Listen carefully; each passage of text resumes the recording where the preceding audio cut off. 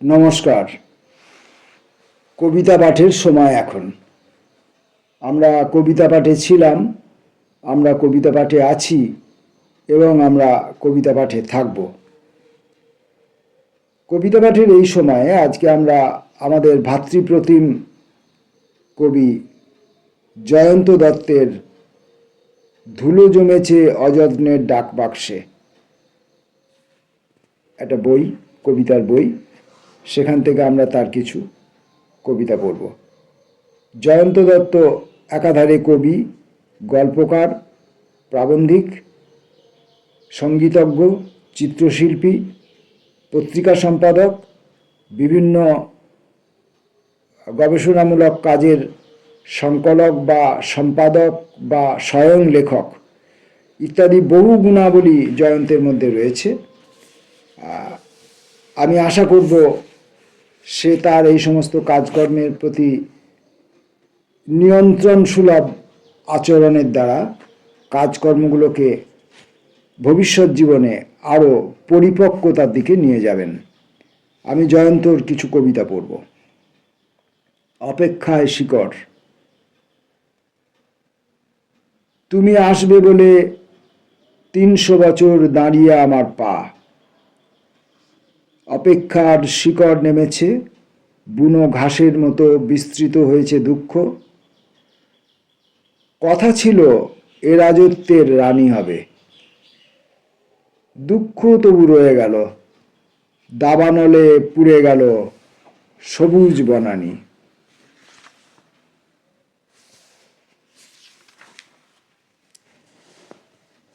বেজে ওঠে নিঃসঙ্গতা।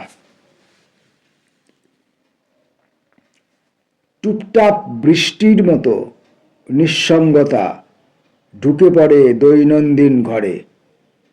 আমাকে রেখে আমি বহুদূর হেঁটে যাই অসীম নির্জনতায়। অনেক হই হই ছিল যেখানে একদিন, কিছু দূর তারও পরে দেখি বটের শাখার মতো মেলে আছে দুঃখের ডালপালা।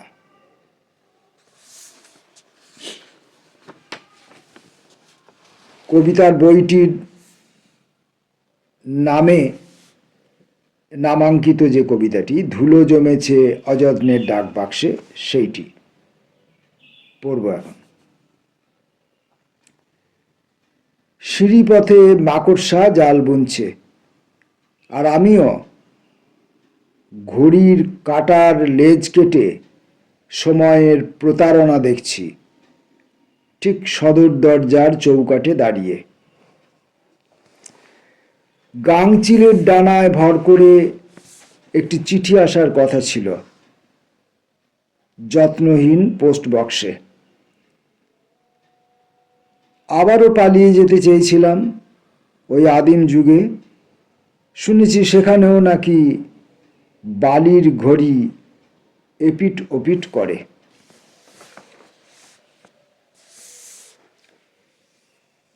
পাতা খসে যায়, ক্যালেন্ডারের পাতা খসে পড়ে, মানুষের পদচিহ্ন পড়ে থাকে পথের ধুলায়। কাল যার সঙ্গে কথা হলো, আজ সে সুদূর ওই বাঁধের ওপারে পড়ে আছে শুধু দীর্ঘশ্বাস। চলে যাওয়ার কত যে রং বেরঙের অজুহাত। স্তব্ধ রাত্রিতে একাকী নিজের সাথে কথা বলছি, কে যেন হঠাৎই দরজা খুলে দাঁড়ায়।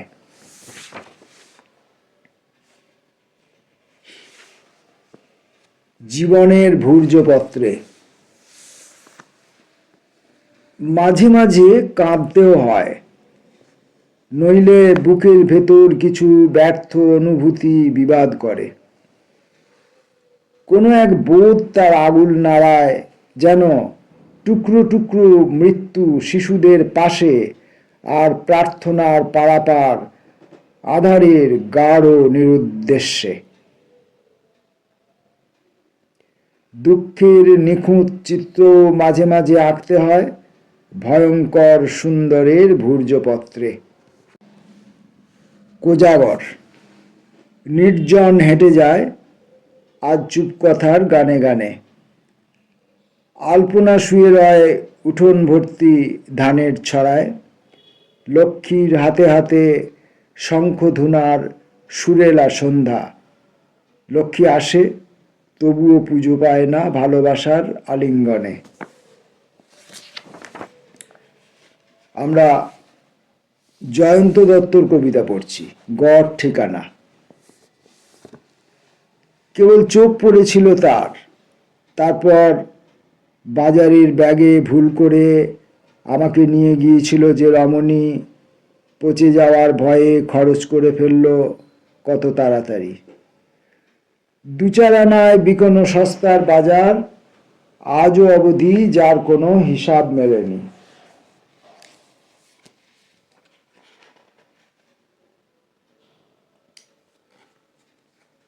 আলো আধারের দোলা চলে,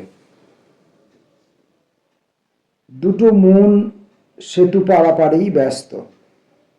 চোখে চোখে হাজার কথা উপচে পড়ছে, ফুলদানি মন সেজে উঠছে হাজার রূপকথার গান কবিতা গল্পে।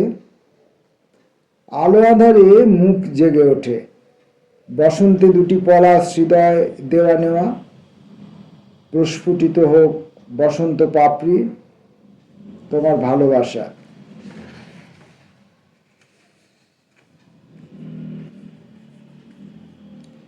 একটি শব্দের মাহাত্ম্য। আমি যথেষ্ট প্রেমিক নই, যথেষ্ট মানুষও নই, এমনকি কোনো কিছুতেই যথেষ্ট নই। কেবল দুঃখ পেলেই যথেষ্ট কবি হয়ে উঠি। জয়ন্ত তো তবু দুঃখ পেলে যথেষ্ট কবি হয়ে ওঠেন, আমার আবার সেটুকুও হয়ে ওঠা হয়নি, এতদিন পর্যন্ত হয়ে ওঠা হলো না। এখন তো সূর্য অস্ত যাওয়ার সময় হয়ে গেল। ডুবে গিয়েছে পঞ্চমীর চাঁদ, এক অদ্ভুত আধার, ঠিক যেন আমাদের জানালার ধারে। তবুও তোকে বলেছিলাম পৃথিবীর শ্রেষ্ঠ গল্পগুলো, কিন্তু বিচ্ছেদের কারণে অকারণে তারপর কোটি কোটি বুকে সেই একই আঘাত। তুইও পুতুল হয়ে গেলি, কখন যেন আমিও। এক অদ্ভুত আধার, ঠিক যেন আমাদের জানালার ধারে। তবুও তোকে বলেছিলাম পৃথিবীর গল্পগুলো, কিন্তু তবুও তোকে বলেছিলাম এরকম করলে ব্যাপারটা সুবিধা হতো মনে হচ্ছে। কিন্তু তবুও তোকে বলেছিলাম পৃথিবীর শ্রেষ্ঠ গল্পগুলো বিচ্ছেদের কারণে অকারণে। তবুও তোকে বলেছিলাম পৃথিবীর শ্রেষ্ঠ গল্পগুলো কিন্তু বিচ্ছেদের কারণে অকারণে। তারপর কোটি কোটি বুকে সেই একই আঘাত। তুইও পুতুল হয়ে গেলি, কখন যেন আমিও।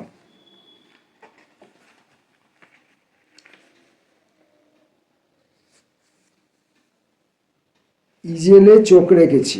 জয়ন্ত দত্তের ধুলো জমেছে অযত্নের ডাক বাক্স থেকে আমরা কবিতা পড়ছিলাম। আজকের শেষ কবিতা, ইজেলে চোখ রেখেছি। তবুও পেঁচার ধূসর চোখে যতবার মুখ লুকোই, ভব ঘুরে মেঘ ভেঙে দেয় বিশ্বাসের অবয়ব। বিস্তর মাঠ পিষে মরে পায়ের তলায়, আর মনে ওঠে নামে নিঃশ্বাসের আয়ু। আর চকচকে রোদ্দুর আঁকে মেঘের প্রচ্ছদ ভাঙা কাচের রঙে। ভাই জয়ন্ত, তুমি অনেক কাজের মানুষ, আমি কিন্তু কোনো কাজেরই নই। এমনকি আমার কণ্ঠস্বর ভালো নয়, ভালো করে পড়তে পারি না, লেখাপড়া খুব বেশি জানি না, তাই মুখে কণ্ঠের মধ্যে উচ্চারণের মধ্যে সুস্পষ্ট অশিক্ষার রং লেগে থাকে। আর চোখেও খুব একটা ভালো দেখতে পাই না, তাই পড়বার সময় কিছু কিছু ভুল দেখে ফেলি। আর ভুল যা দেখে ফেলি সেই ভুল বলেও ফেলি, উচ্চারণও করে ফেলি। ভুল তো ভুলের সংখ্যা বৃদ্ধির কারণ হয়, এ কথা তো তুমি জানো ভাই। তাই আমি আমার ভুল দিয়ে ভরা সমৃদ্ধ জীবনে আরও বেশ কিছু ভুলের দিকে এগিয়ে চলেছি। সেই সব ভুল কাজগুলি করবার অবকাশে, করবার প্রয়াসে, করবার সময়ে তোমার ধুলো জমেছে অযত্নের ডাক বাক্সে বইটি থেকে কিছু কবিতা ভুলভাবে পাঠ করে আমার ভুলের সংখ্যা বৃদ্ধি করলাম। ক্ষমা করো। নমস্কার, ধন্যবাদ।